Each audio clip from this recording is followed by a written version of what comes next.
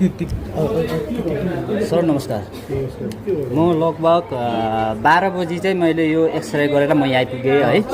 12 बजी आइपुग्दाखेरि तपाईँको 12 बजीबाट उहाँले के भन्नुभयो भने मलाई 1 बजी आउनु भन्नुभयो होइन?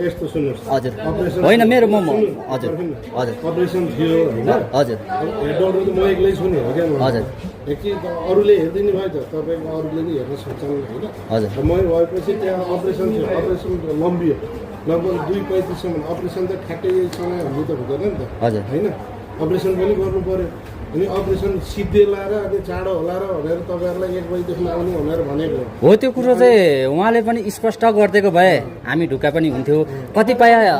कतिपय बिरामीहरू बाहिर होइन, म मात्रै पीडित होइन है, म मात्रै बिरामी होइन। हजुर तपाईँलाई 4 बजे 5 बजेपछि अफिस टाइमभन्दा पछाडि हेर्दिनँ भनेर पठायो भने तपाईँहरूले पुरा म 7 बजीसम्म पनि बसेर हेरेको छु। ठिक छ। तपाईँहरूको सुन्नु न, तपाईँहरूको रिपोर्ट नि कुनै दिन पनि उहाँको 1 वर्ष भइसक्यो कुनै पनि बिरामीलाई तपाईँले आज टाइम सिधै हेरिदिनु भनेर कसैलाई पठाएको। तर म तपाईँलाई एउटा गुनासो के भन्न चाहन्छु भने अब जति यहाँ पीडितहरू अब बुढाबुढी मान्छेहरू कतिपय टाढोबाट आउनुहुन्छ होइन, उनीहरू गाडी छुटेको सक्नुहुन्छ, कुनै अब तिर्खा भोकले किन कसै भोकै पेट पनि यहाँ आइराखेको हुनसक्छ होइन। उहाँलाई चाहिँ भोलिको दिनमा अवस्था केही कमी कमजोरी भयो भने यहाँ रिस्क कसले लिन्छ? यो गुनासो कसलाई गएर पोख्ने? जस्तै म नै अब 3 घन्टा अब 4 घन्टा भइसक्यो वेटिङ गरेको। अब त्यस्तै बुढाबुढी मान्छेहरू कसैले त किन गाउँघरको मान्छेहरू होइन, सबैजना पीडित त सबैजना हो नि त। बाहना बनाउने नि अनेक बाहना हुन्छ। सुन्नुहोस्, हामीले पनि यहाँ आएर 7 बजी खासै 10 बजीदेखि फेरि 5 बजीसम्म ड्युटी हो। ठिक छ। गरेका हुन्छौँ हामीले। के उहाँको उता अपरेसन गर्ने चाहिँ अरू डक्टर हुनुहुन्न? हुँदैन।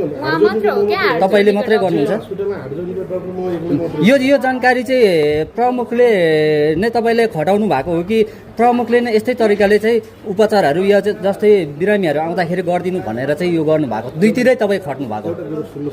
हजुर हार्डजोर्नी अरू डक्टरहरू पनि हुन्छ, आफ्नो विभाग हुन्छ हजुर। यता सर्जरी विभाग भयो, यता बच्चा भयो, म हार्डजोर्नी हो।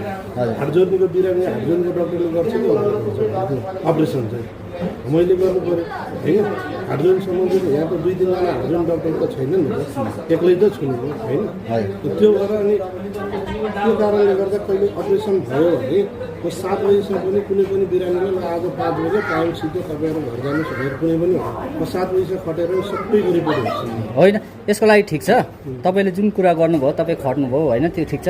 अब चाहिँ यसमा कमी कमजोरी हुँदाखेरि बिरामीहरू चाहिँ अब अलिकति ढिलो नहोस् र गाउँघर जाँदाखेरि गाडी नछुट्योस् होइन, कसैले चाहिँ अब तिर्खाले गर्दाखेरि अलिकति सानो समस्या नआओस् भन्नको लागि चाहिँ यहाँ डक्टर बढाओस् भन्नु चाहनुहुन्छ कि प्रमुखले के भन्नुहुन्छ?